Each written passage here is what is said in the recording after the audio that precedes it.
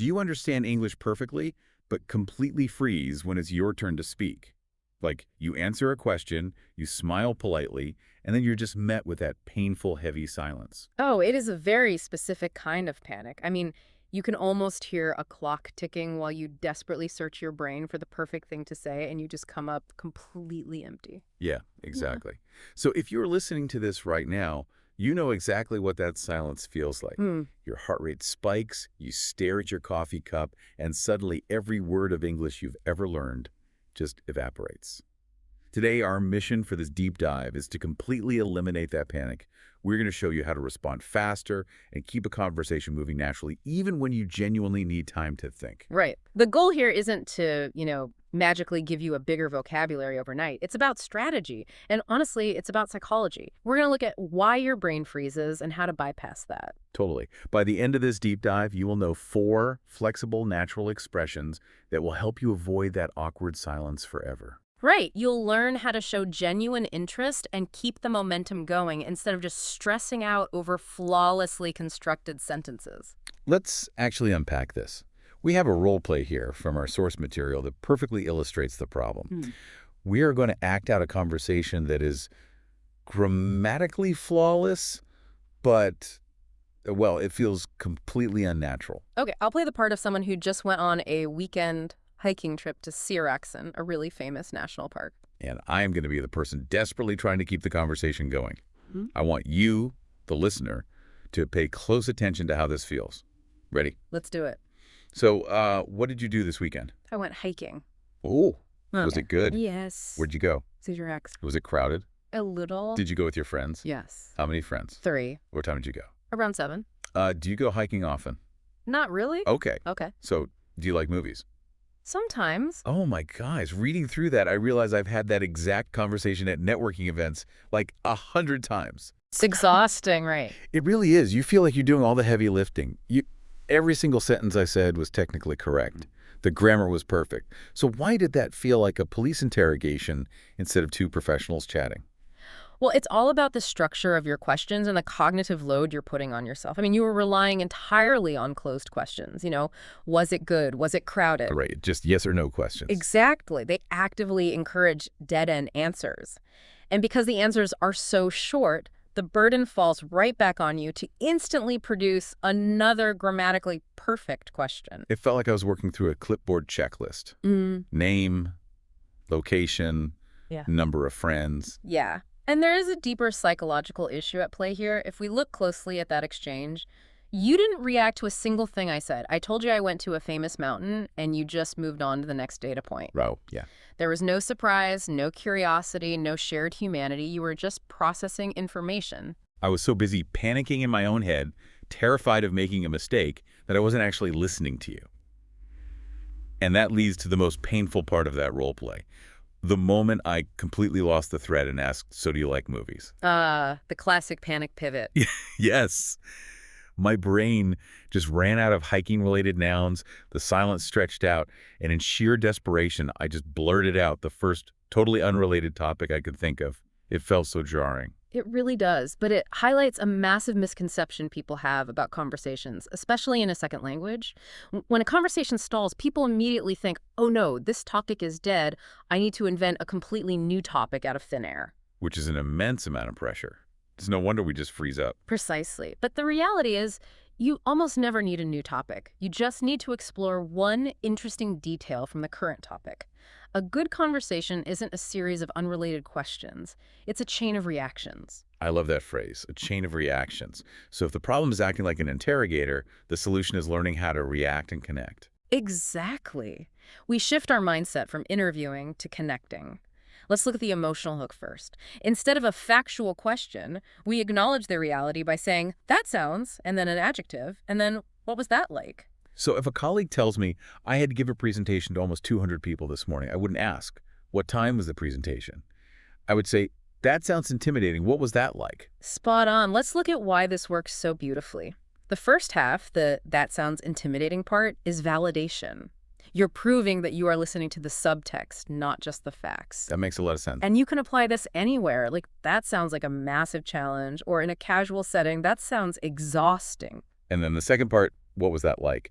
is the ultimate open canvas. They can talk about their nerves, the audience, the prep, anything. It completely removes the yes or no dead end. But I do want to push back on this a little bit. Well, what if someone tells you something totally mundane? Like, I bought a new notebook for work.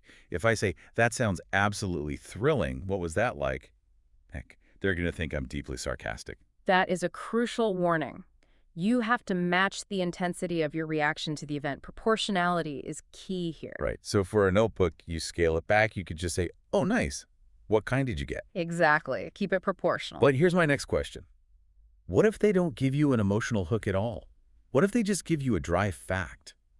How do you zoom in on that without falling back into interrogation mode? That is where you use our next tool. You simply say, you mentioned, and then the detail. Tell me more about that. Oh, so just you mentioned, tell me more about that. Yes. And human beings have a deep, fundamental psychological need to feel heard. When you pick up a specific detail they offered and hand it back to them, you are actually triggering a tiny dopamine hit of validation in their brain. I can totally see that. Like if someone says, I spent 6 months in Canada, and while I was there, I started learning how to ski. Instead of asking about Canada broadly, you can say, you mentioned that you started skiing. Tell me more about that. It's a brilliant way to develop a detail they already care about. It's like zooming in on a map. Instead of throwing the map away because you think you've seen the whole country, you just pinch and zoom on one specific mountain peak. That is a fantastic analogy. And in casual settings, you can even shorten it. You started skiing. Tell me more. Now, I know some advanced English learners who might feel weird about this. Like, I've heard people say that repeating words back to someone feels like you have a limited vocabulary. I hear that a lot, actually. Right, like you're just parroting them because you don't know any advanced synonyms. That is a very common fear, but linguistically, it's entirely backward. Repeating a keyword is not a sign of a limited vocabulary.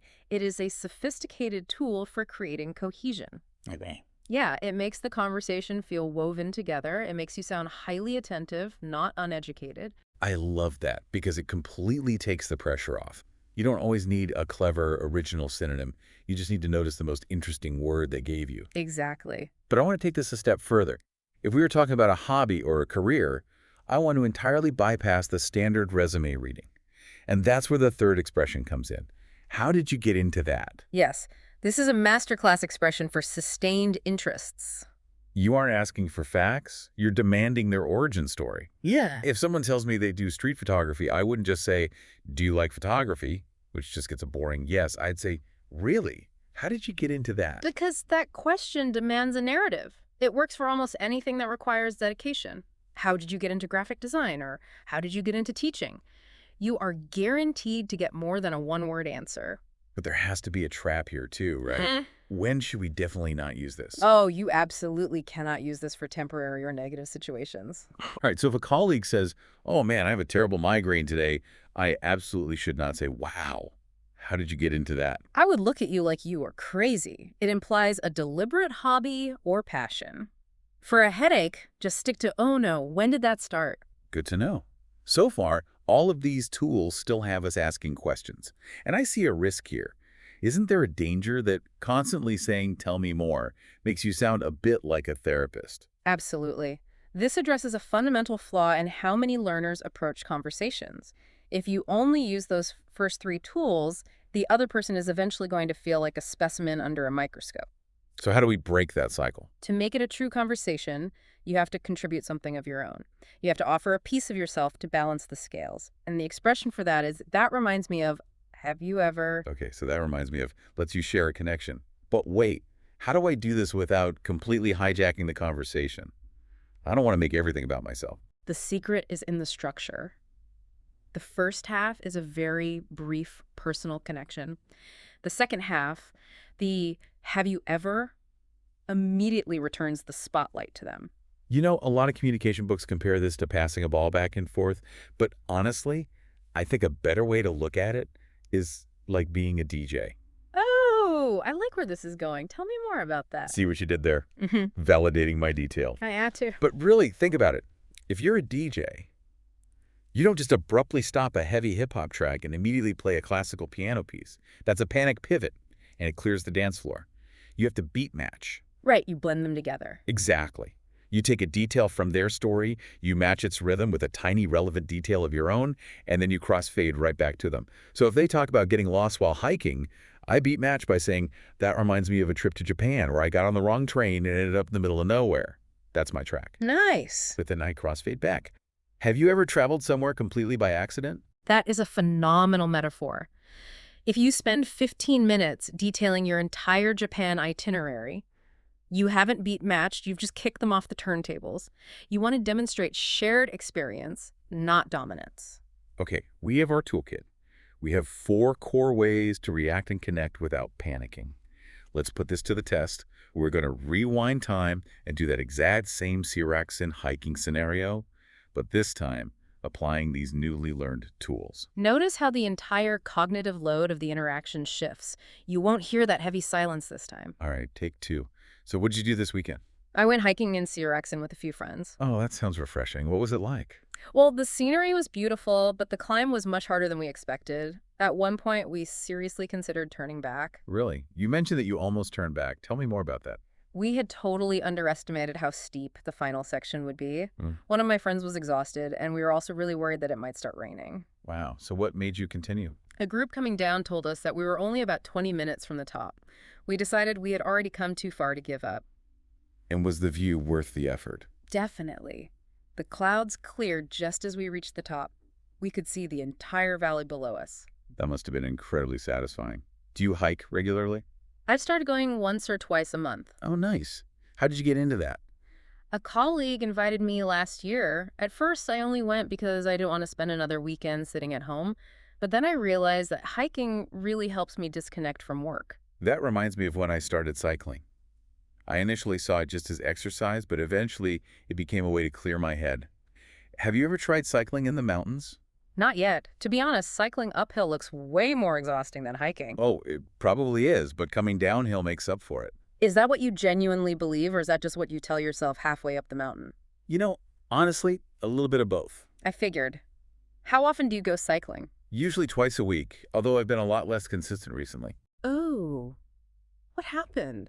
I started working on a new project, and my schedule just became totally unpredictable. That sounds frustrating. What kind of project is it? It's an online course, actually, designed to help English learners speak more spontaneously. That sounds really useful.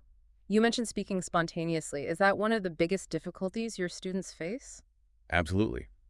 Many learners know enough vocabulary, but they spend way too much time constructing flawless sentences in their heads. That reminds me of my experience learning Spanish. I was so afraid of making grammatical mistakes that I barely spoke at all. How do you encourage your students to overcome that fear? Well, I asked them to focus on maintaining the connection rather than producing perfect English. And we can pause the role play right there? Wow. The difference is just night and day. That didn't just feel smoother, it felt like I was actually present in the room with you. Right. If we look at the after picture, we see a conversation that flowed effortlessly from a weekend hike to mountain biking to unpredictable work schedules and finally to learning a language. And I never had that internal panic of, what do I say next? I wasn't scanning my brain for a random noun like movies. Your answers naturally provided the fuel for my next response. Because you shifted your cognitive load. In the first role play, your brain was dedicating 90% of its energy to translating perfect English sentences and 10% to listening. In the second role play, because you had these flexible frameworks ready to go, you could dedicate 90% of your energy to actually listening. That is such a crucial point. If I am constantly in my own head, obsessing over whether I use the correct verb tense, I'm not actually in the conversation with you. I'm just performing a grammar test out loud. Exactly. Spontaneity in a second language comes from trusting the structure of a conversation rather than obsessing over the structure of a single sentence. So what does this all mean for you, the listener? Well, it means it is time to practice this in the real world. We have a challenge for you directly from our sources. It's a 30-second shadowing and speaking challenge. We want to push you out of your comfort zone right now. No preparation, no writing things down first. You just have to push through the messiness. Here is the challenge. In a moment, I want you to pause the video or audio. When you do, speak out loud in English for 30 seconds. Answer this question. What do you normally do when your mind goes blank during an English conversation?